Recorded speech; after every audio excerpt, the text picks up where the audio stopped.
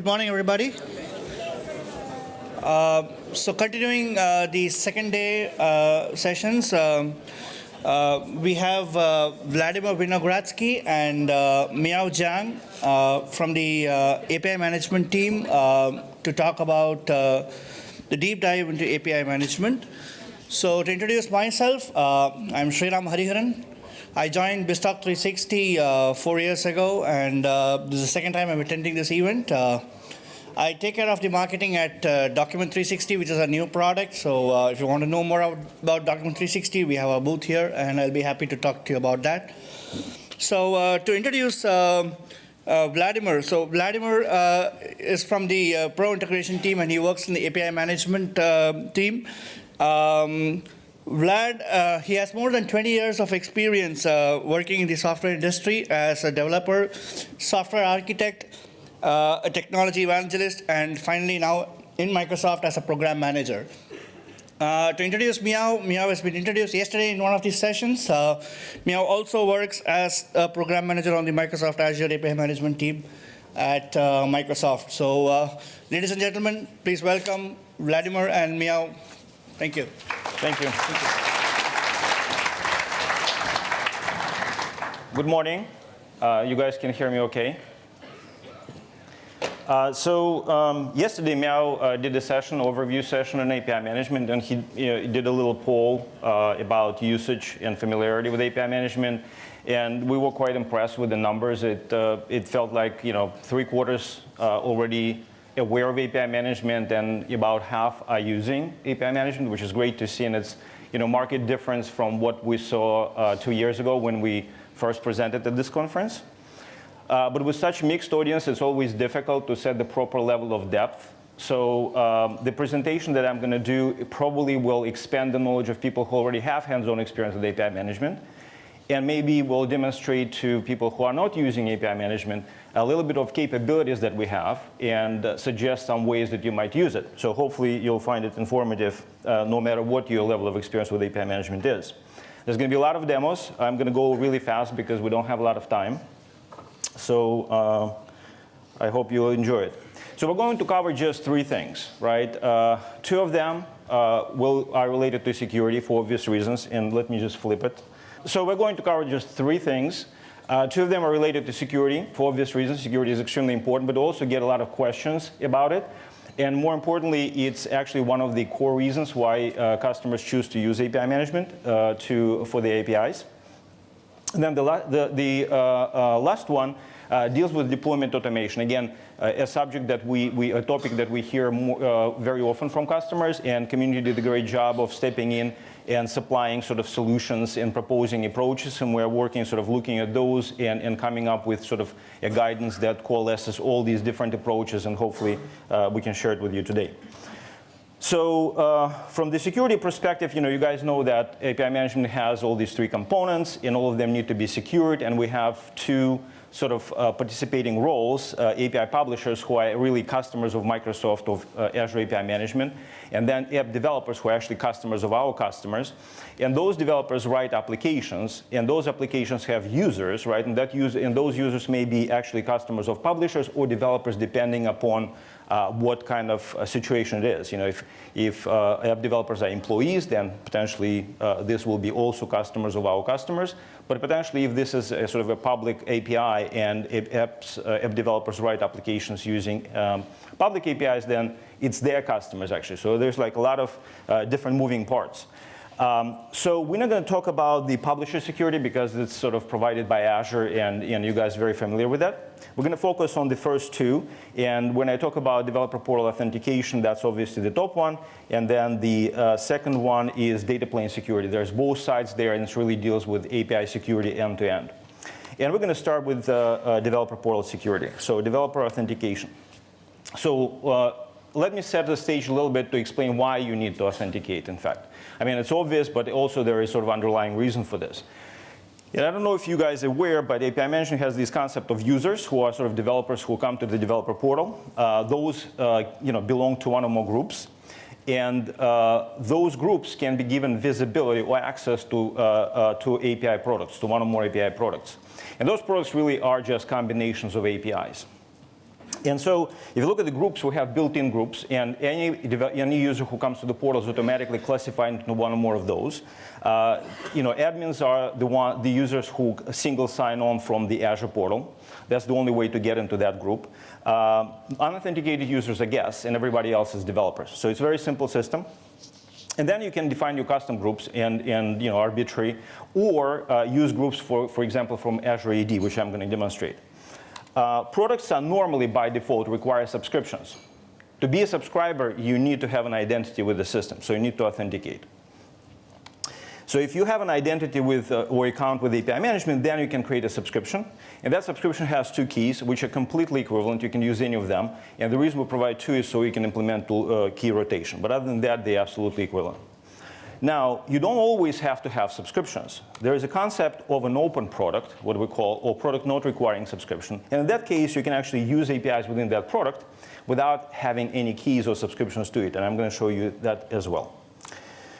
So in terms of what sort of authentication capabilities we offer, any tier of API management has those, right? So those are essentially username and password, old and trusty. And then there's internet identity provider federations with a bunch of sort of top tier providers. And then for authentication against custom authentication mechanisms that don't fall into any of these categories, we offer a feature which we call delegation, which essentially is sort of redirect single sign-on kind of feature, which allows you to essentially plug in any sort of mechanism for authentication. If you have a user database somewhere, et cetera, that's what you're going to use. Now, if you go to standard or premium, you're going to get those two options, and those are very interesting. Obviously, Azure AD actually enable a totally different set of scenarios. It allows you to actually start authenticating your employees or your partners, and you can do it either by essentially allowing access to API management for multiple tenants. Some of them may be yours, some of them may belong to your partners or customers. But also you can do guest accounts, new feature in in Azure Active Directory, where you can actually create guest accounts for your sort of partner ecosystem in your own tenant, and we support that as well. And then Azure AD B2C essentially subsumes everything else we have before, right? So it has federation with all these other IDPs that we have already. It supports username password. It has great ability for you to manage users, impose policies, create custom sign-in screens, et cetera. So it's a very sophisticated tool as well. They have this ability to federate with arbitrary auth providers, where you can actually plug in some of the sort of other top tier providers of identity in the enterprise, such as Ping Identity, et cetera. And therefore, it can be kind of one-stop shop for all your authentication needs. So with that, let's go and see a demo. OK, so here I have an Active Directory that I created. It's a very sort of standard Active Directory. I have a couple of users here, Jane and John. So Jane is a developer, and she sort of works for IT. And John is in accounting, and he works for finance. And I've got a group here, just a single group that I created, which is called App Developers. And naturally, the only user out of those two in that group is Jane. And you see we have one user, and if you look at the members, we have Jane as a member. So a very simple setup. So now, if we go and switch to API Management tenant, and for that I will switch to my usual login directory. Here we go. Let me just go to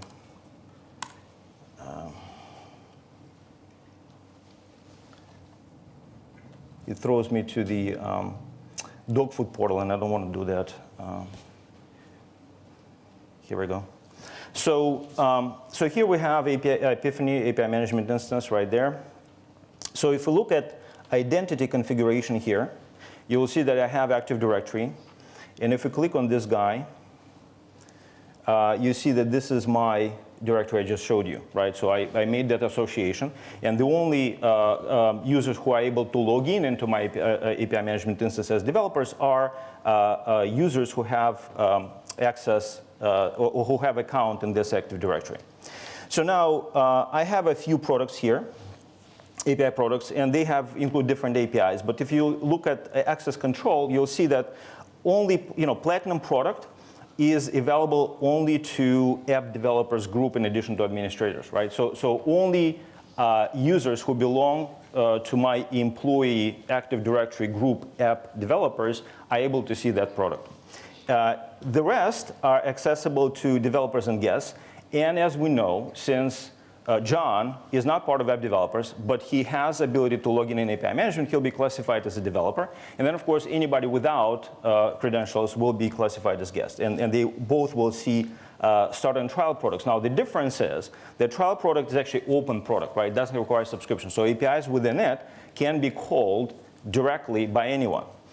And for that, obviously, it seems like a scary thing to do, but sometimes for trials it's okay, especially if you can set some consumption limits on it or some throttling, and that may be a good way for people to try it without a hassle of creating an account. So in any case, so that's the situation here. So now let's go to the portal here and try to sign in as different identities and see what the result is going to be. So I'm going to go in and sign in first as Jane. So I am authenticating against my AD account, signing in. And Jane has full access. Jane will see all products, including Ultimate. And we can verify that by going to products and see that, I'm sorry, Platinum. And we can see that she has access to that, all the APIs in that product. So everything is as we expect. Now, if we sign as John, so we're not going to see Platinum, right? But we're going to see all the other products, like Starter and Trial. Trial is not shown because it doesn't really require subscription, so there's no reason to show it as a product because there's no subscription sort of gesture you can do in it. But it's there. So here, hopefully I typed it correctly. We're going as John, right? And if we go to products, you can see that Platinum is not there, right? So what I did is, I enabled Active Directory accounts, log into developer portal without sort of hassle of creating new accounts and usernames and passwords and stuff like that. So that's great.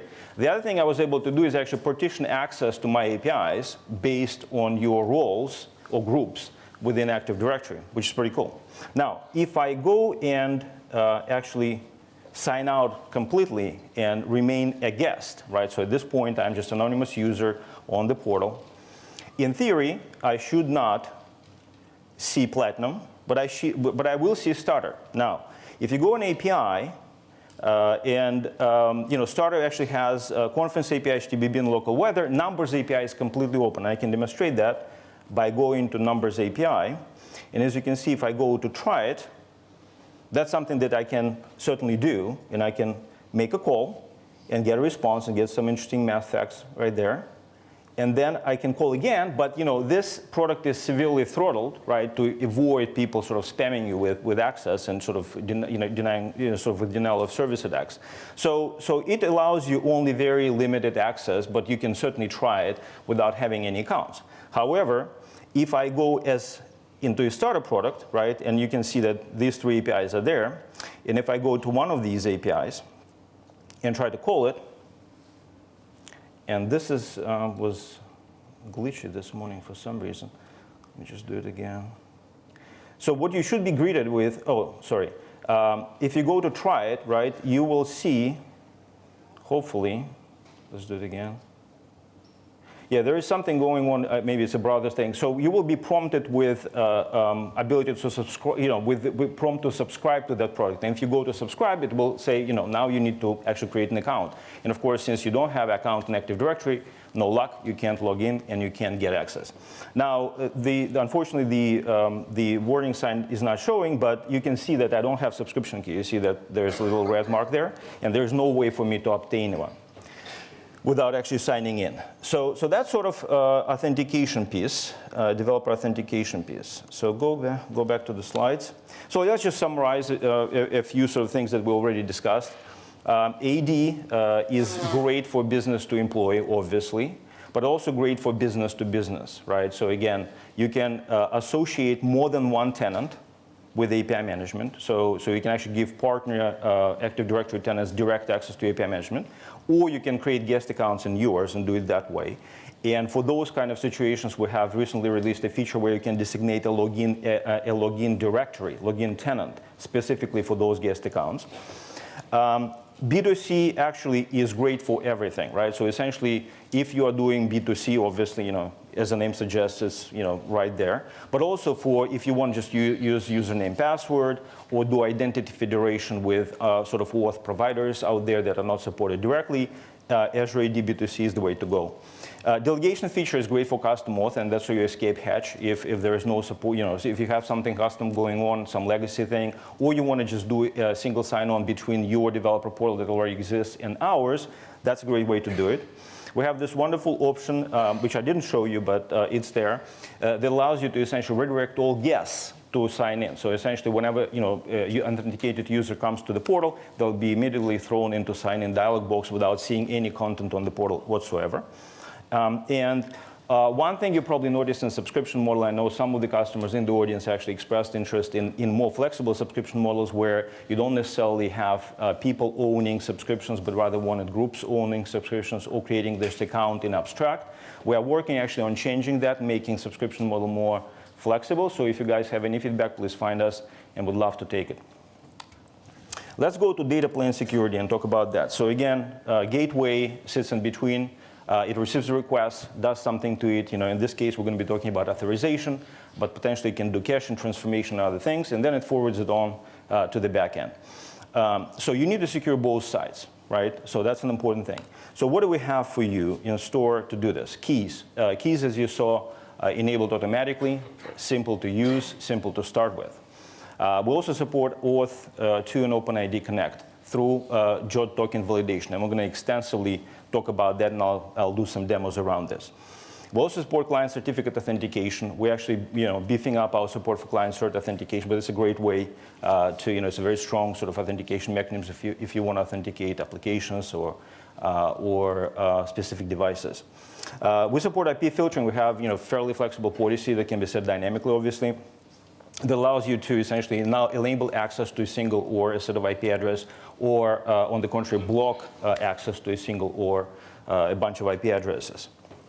And that can be useful, for example, if there's a noisy IP that for some reason sort of pinging you all the time, so you can kind of block it out very easily with that policy.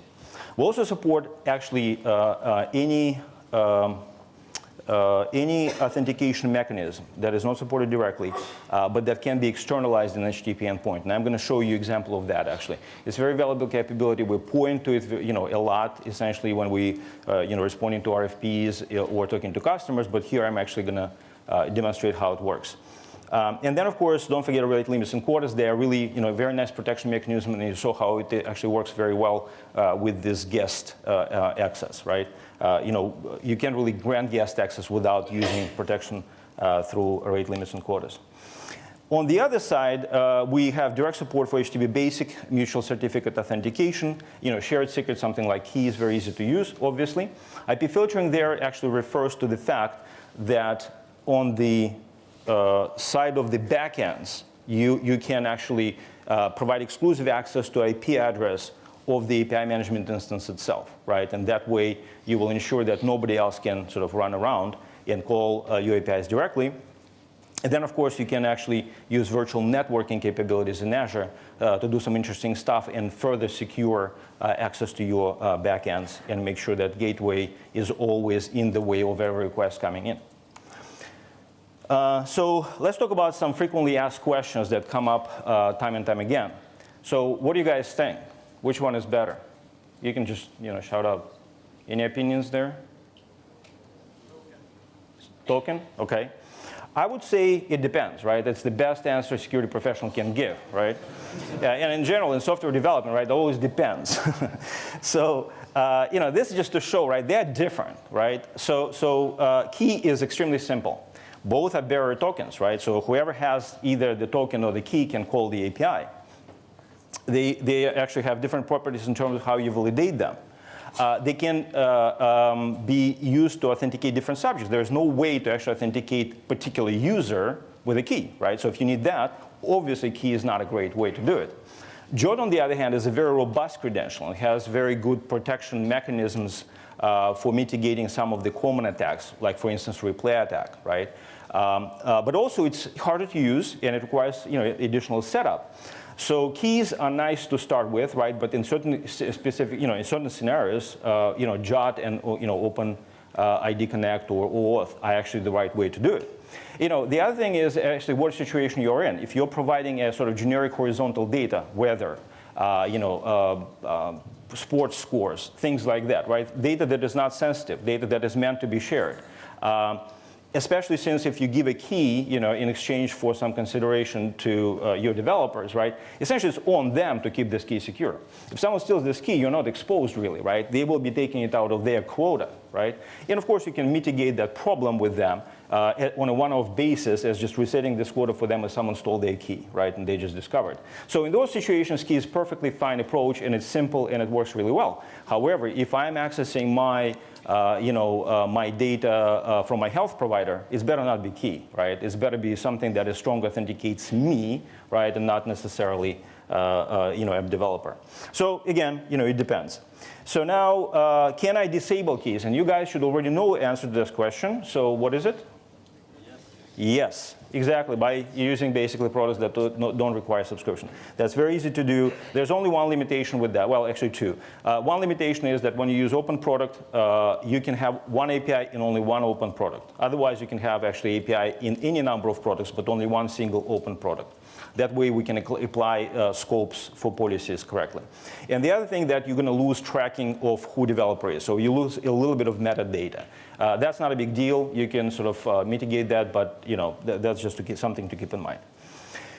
Often asked question is, we already use keys. Can we use them with you, right? When we migrate to API management, put API management in between, can we use the keys we already have? And the answer is yes, you can, because you can actually create subscriptions for the application developers or whatever sort of your subscription notion is, and then you can actually explicitly set the keys for those, right? The keys that we generate are, I think, 256 bits. But I think that we allow like 2048 bits. So you can actually make keys longer if you want more security, or you can set arbitrary keys that make sense to you or you already have. So that's fairly flexible.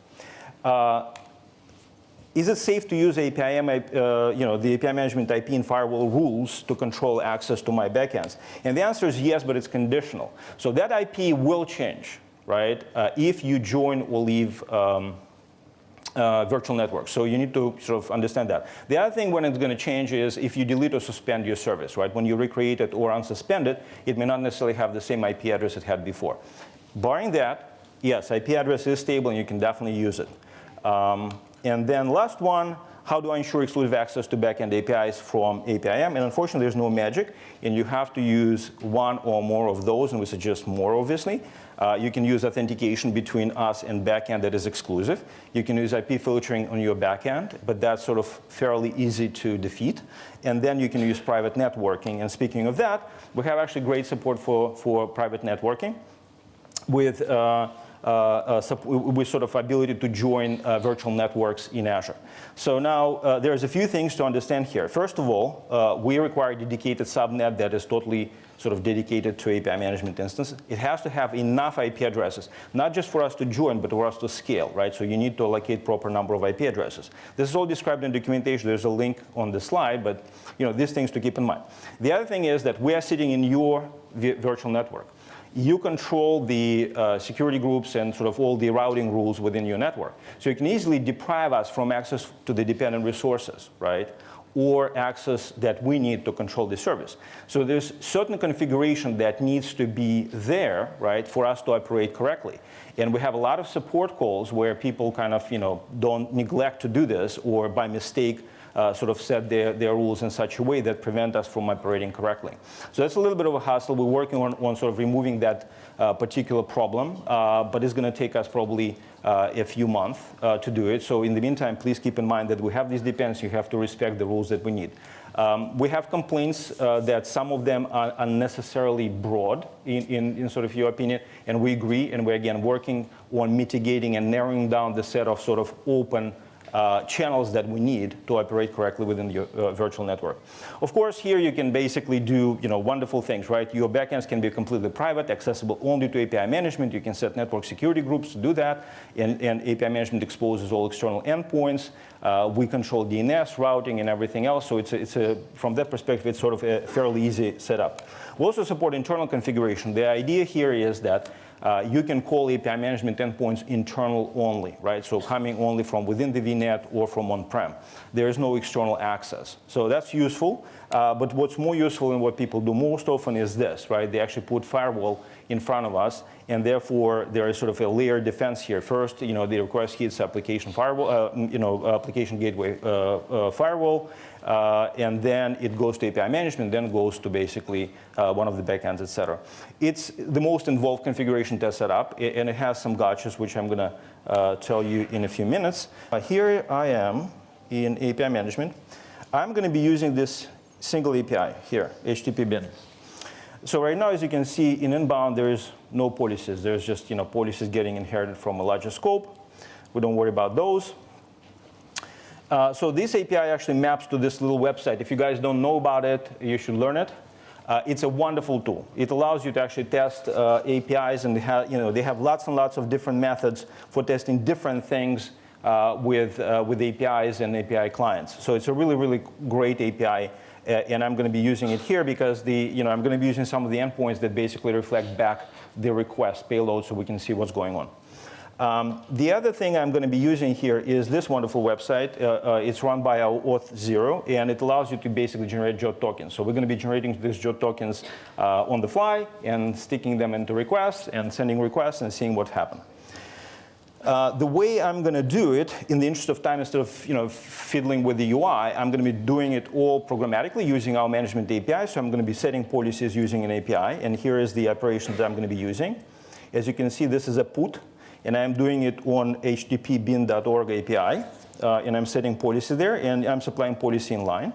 And then the top two requests right here, right, these actually will call the API, right, that I set the policy on. And I'm going to show you first time how this all works. And then, of course, at the top there's a JOT token that will be substituted through variable into these calls, as you can see. So with that, let's start. So if you look at the validate JOT policy as a whole, right, it's a pretty involved policy there. So first of all, you can supply header name. You can supply sort of failed HTTP code and error message. Those are all optional parameters. You can require expiration time or not.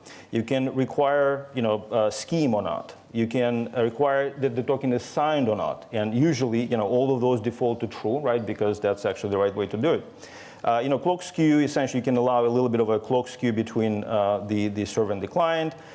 You can, instead of providing a key, subscription key in line through the issuer signing key element there, you can actually specify a metadata endpoint which will query to get the key, and will query it periodically, and so if you rotate the keys, we'll pick them up. So that's normally how you do it, and you do it definitely like that with something like Azure Active Directory, but you can also stick them inside as base64 encoded key, and it can be either a cert, or it can be just a symmetric key, like in our case. And then you can go and validate certain registered claims, such as audience and issuers. And then we have this required claim block, which allow you to basically validate the rest of the registered claims, as well as public claims and custom claims, and also match the values, right? We have this ability to match all or any values for the claim if it's a multi-valued claim. So it's kind of pretty sophisticated policy, but we're going to start very simple. So we're going to start with this policy, which basically checks for two things, right? Is there a token? And is it signed? And of course, we require expiration to be present, right? And that's pretty much all, right? So we really don't care what's inside the token as long as it comes from the right trusted authority. We should be able to call the API. So here, I'm going to make a call first. So first of all, let's check if there is a policy there, right? Not found. There is no policy. In fact, I thought I actually showed you that, right? There's nothing here. So here, first, we're going to go and just call this method to set the policy. Create it, right? You see the response. So the policy should be set. So if we go back here and refresh, here it is, right? So it's there, set. I'm not going to do this flip anymore to sort of minimize time. So at this point, essentially what we're going to do is we're actually now validating tokens, right? So if I don't provide authorization header with a token, right, there's going to be a problem, which is, right? So this is good. So we're actually expecting the token, and we need to validate it. So now let's uncomment this. And let's go get us some token that we can call with. So two things must be present. Issuer always, right? And expiration we require by just way of configuring the policy today. So this is, you know, as you see, it sort of dynamically generates this token here. So I can grab it. And the signing key I supplied, you know, there on the, you know, in verify signature block here is exactly the one that I'm substituting within the policy. So now let's drop it in, okay, and make a call and see what happens. Seems like we are going through, and you can see through the reflected response, right, that, you know, you see the token is getting passed, and it seems like it's working fine. That's great. So now we can progressively tighten up this policy, right, and validate more and more things. So for instance, in this case, what we're basically saying, we're saying, you know what, we should actually require bearer in the token, right? So right now we're just posting it clean. So let's require that. So let's drop it in here, configure it. Now, as you can see, there is no bearer in the token. So if I call now, you will see it's going to work, right? So it takes a little bit of time for the gateways, you know, it's a distributed system, to pick up the policy change. So now it did. And now, since we don't actually have a properly formed token, right, it basically denies us access. So now, that actually should work, and it does, right? So OK, now we're actually requiring bearer in the token. That's great. That's progress. So let's go and now ask for issuer as well. So you see we added issuer claim as well. So we want that. So let's go put it in. And tell me, what do you think? Is it going to work if I'm going to call right now with the token that I have? No? Why? Yes. So, well, it is pleasant, but it's different, right? So it's jot.io versus full. So in this case, let's make a call, right? And it's not going through, and we're going to just call a few times. You see I'm doing this a few times just to make sure that policy is propagated. So that's great. So at this point, we should go and maybe change it to the right one and make sure it works. OK? Set that.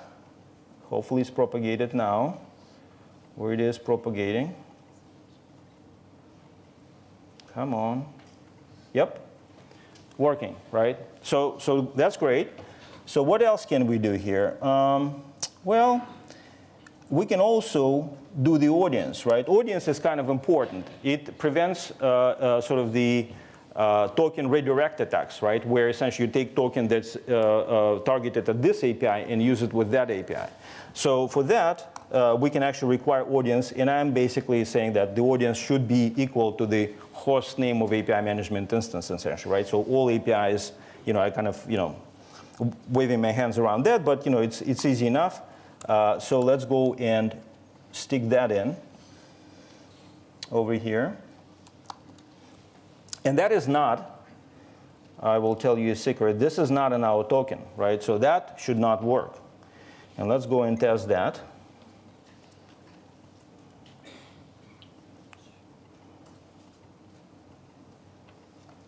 OK, that's lovely. So at this point, we can add this audience in, right? And this claim is abbreviated like that. And we can actually type in the host name of my API management instance here, grab this token, and as soon as we paste it, we should be in good shape. And we are, right? So, and we can go on, and do other things here. And I have a few other things you can do. For instance, you can actually, add groups now, right? So I added a custom claim groups, and at that point, you see, like over here, the only thing that I actually want is that claim to be present. I'm saying I don't care what the values are. As long as it's there, I'm good, right? That's probably not the best thing. So you probably want to say, in fact, my groups are finance and logistics, right? And if it's one of those, I'm good, right? I don't care which one. But I might care actually, right? And this is what you can do sort of on top of just doing sort of plain validation of tokens. You can actually go and do something like this, right? Where I'm doing conditional flow policy below here. And as you can see, I'm looking at the method, that it is post, right? And then I am actually diving into this token. Essentially, as you can see, this sjot method allows me to sort of unpack the token sjot, and then use sort of claims property on that to get into some properties and find out if the group is finance. So if post and finance, then it's okay, right? If not, it's forbidden, right? So essentially, post operations, write operations will be allowed only to customers who have finance as a group, right? So if request has this group, then it's going to work. And just, we're going to skip the rest and going to just go with this one and see it's working, because it's pretty cool. Here we go. So let's set it in. It's there.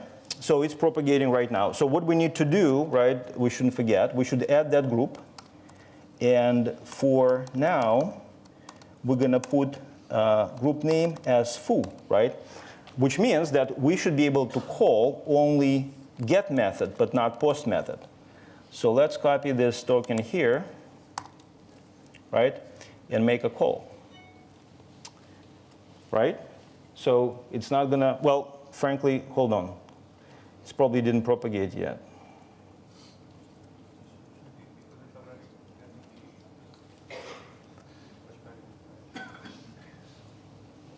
Well, it shouldn't work on get. Oh, yes, that's right. You're absolutely right. It's too early in the morning. So, so basically, if I say logistics, right, then it's going to let me do my get.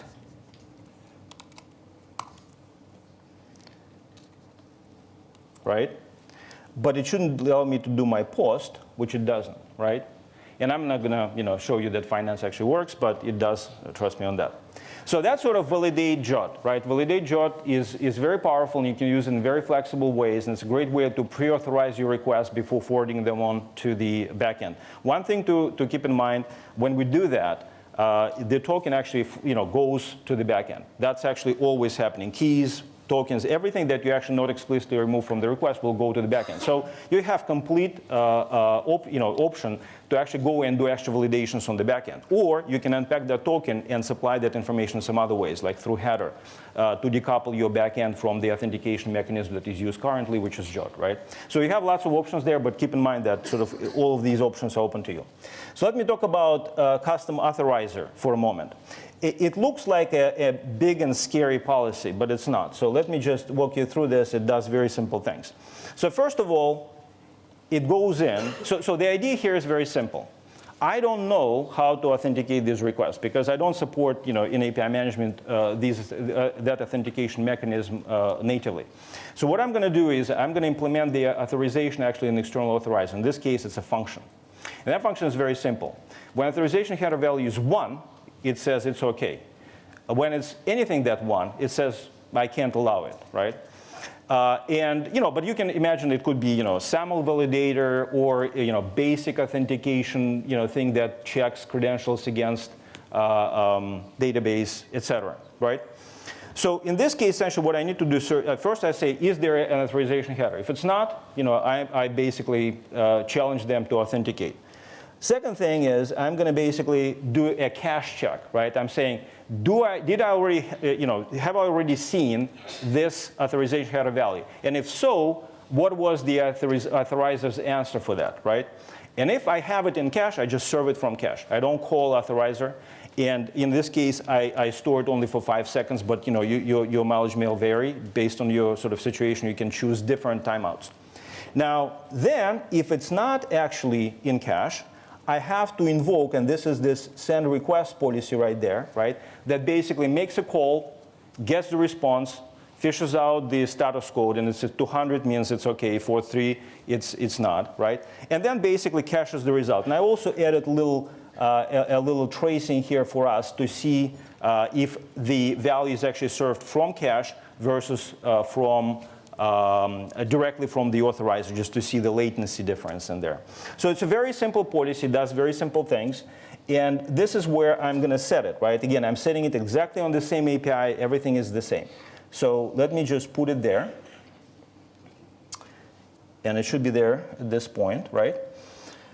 So let's, first of all, send request without authorization header. So I should receive in a prompt to authorize, right? And yes, I'm receiving 401, and there is authenticate header there saying you have to authenticate. So in that case, let's go and send value 10, which we know is no good, right? Because only one works for this very secure API. And at that point, the policy, whoops. So authorization header equals 10. OK, here we go, right? Forbidden. What you witnessed, this little delay was a cold start of the function, right? So now you know there's really something is happening there. So to show you more about that, let me go and do this, right? So first call, right, with 1. You see that log entry there says authorization refreshed, and we have 650 millisecond response. Now, a bunch of it is because I'm in London and this thing is in West US. But it's still pretty high value there. And we know we are caching them for 5 seconds. So now I'm going to actually make more calls, and you're going to see what's going on. So again, refreshed from cache. And look at the latency, right? Latency dropped dramatically. Now, looking at the latency, just looking at it, right? Don't get your head down. You will be able to actually see, or at least guess very well, if it's served from cache versus the function, right? That I need to call a function for that. So again, very simple way to do custom authentication there. So key-based is simple, great. Security properties, I would say it's similar to basic authentication. Both are secrets, both are passed on the wire, right? Auth and OIDC are fantastic for end-user authentication. That's industry standard. Just use that and validate. JOT just works awesome with that out of the box. Client certs are very well, very strong authentication mechanism, obviously for apps and devices. External authorizers, you saw, it's really very easy to use. I'm going to put this policy in our samples. You can grab it, and essentially all you need to do is just change the value of this, a little name value that I have for the URL, and it will work for you too, whatever your authorization mechanism is. Note that all of these credentials require HTTPS and rely on HTTPS for defense from replay attacks, right? So you need to disable all legacy HTTPS protocols. So we have SSL settings, and you need to go there. And if you have an old instance, it has actually a bunch of legacy TLS options available to you. So I suggest you flip them off if you can. If you don't have legacy clients, that's a great way to ensure that your HTTPS channels are sort of top-notch and most secure. Don't forget to secure the right side. A lot of people, forget that, when they secure sort of the incoming request side, right? When we forward request, that path needs to be secured as well. And we discussed what you do there. And then, WAF is a great way to sort of add extra security to your APIs. But keep in mind one thing. WAF can sometimes produce false positives, right? Be prepared for that. So when sometimes your calls fail for unknown reasons where they are very legitimate, well, I mean, that's sort of what WAF does, right? It sort of blocks things, right? And sometimes it does block things that actually are valid, right? So that's something to keep in mind and not be surprised by. Last, and I'm going to take just a few minutes, and I'm going to skip my demo, and I tell you why it's OK, about the DevOps.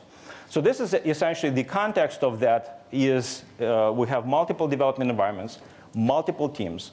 Some of these environments are shared. Production is one of them, right? Now I have this problem of multiple teams building, and evolving the APIs, and they need to deploy into this one shared thing in such a way they don't step on each other and don't disrupt their customers, right? So that's the common problem. And there, sort of the constraints we're struggling with, there is a great variety of different sort of tool chains, source control options, engineering cultures, organizational structures that we have to have a solution for. Therefore, sort of our approach is to do it as an open source project on GitHub that we're going to share a link to. It's kind of bare bones right now. But we're going to evolve it very quickly, hopefully with your feedback, and it's, again, welcome, and we're soliciting it, so come talk to us. There's a lot of great work done by community. I'm not going to call them out right now, not to embarrass them, but we really appreciate sort of all the partner and community input into that. And just to see some of these great publications that they did on these kind of subjects, just go and to our Twitter and just look out at our retweets and likes, and you'll see like lots and lots of good stuff there. So we coalesce around this approach. So in this case, we just consider production and development environments, but you can have any number of environments in between. In this case, we basically say that a production environment is owned by API publishers, right? The central team that manages that environment, and then developers have their own little individual developer instances. And essentially, obviously, the great way to deploy in Azure is using ARM templates and PowerShell. That's just the way we do it. So yeah, so templates is where it's at, right? It's not perfect, but it's great, and it's consistent across Azure. So what we advise essentially is modularizing your templates, right? So have templates for APIs, each individual API, per template. You can have then, go even further and say, I'm going to create templates for separate products or not, or separate other instances, one per service where you have service level settings, networking settings, certificates, scale, tier, those kind of things, right? So you can basically break it up. Why? Azure ARM deals better with smaller templates. B, allows much better sort of parallelization of work on these templates for your developers. C, you can essentially choose to deploy exactly the things that change, not everything, and then sort of save the time on deployment as well. So modularizing is a great way to do it, and we're going to give you a good starting point there. Now, obviously, these guys actually deal with different kind of artifacts, right? They deal with API definitions in OpenAPI. They deal with policy files, and it's great because those are lightweight, not very verbose, and to the point, right? And obviously, we'd love everybody to know, ARM template schema, but it's probably not realistic, and so it's perfectly fine to work with these artifacts. The other thing is that there's a lot of tools, community builds, open source community builds around API definitions. That involves generators, various sorts of checkers, validators, et cetera, right? And it's great to be able to use all of them, right? Now, the question is, how do you bridge this divide? And in the case sort of we're using GitHub for this, obviously, it's very simple. You just fork the repository, right? And essentially, then you have to somehow take those artifacts the developers work with and generate a template out of it. And that's a piece that we're actually working on and we'll be providing as open source, right? And then, when you're done, you can sort of, test it on your development instance and then, provide a pull request to the central team, which, importantly, can be validated, right? You can actually validate the changes that made, first of all, were the changes made only to the files that are non-sensitive? For example, if it's just an API file, it's fine. You as a central team, APIs is the responsibility of someone else. But of course, if they're starting to change configuration of the shared entities, right, then you might have a question of that, and you can either deny it or you have to have manual review, for example, right? So there's a lot of flexibility there. The other thing you can also enforce is some sort of company-wide standards on what the APIs must look like and all things of that nature. And then, of course, if everything goes well, you can auto or manually merge those changes based, again, on your validation results, and then deploy them either on schedule or on request. So I would have shown you a demo of this, but that would be exactly like on the slide. And we're going to record a video of that, hopefully this week, and post it in this repo, so you can go in and check it out. And that's a repo to join and sort of work with us on that approach. So to summarize, use separate service instances for environments. Developer tier is exactly meant for that. It's inexpensive, and it's great. Any team can have one. They can use it, delete it, et cetera. Use granular templates for deployment automation. There's many benefits of that. Augment with PowerShell or Azure CLI, which we don't yet have, but will, as necessary. If Git repository or you're using scripting approach today and it works for you, there's no reason to change anything, right? This is not something that you must do. It's another option for you. And if you're starting from fresh, hopefully you'll find that useful and we'll start from that basis. And then, of course, there's no single approach that works for everyone. So we fully expect to provide just a starting point that people will go and customize. And as I already said, we're looking for feedback and contributions. And obviously, please find us, talk to us, send us email, tweet at us, etc. Some of the resources similar to that in Meow's deck. And thank you very much for your attention.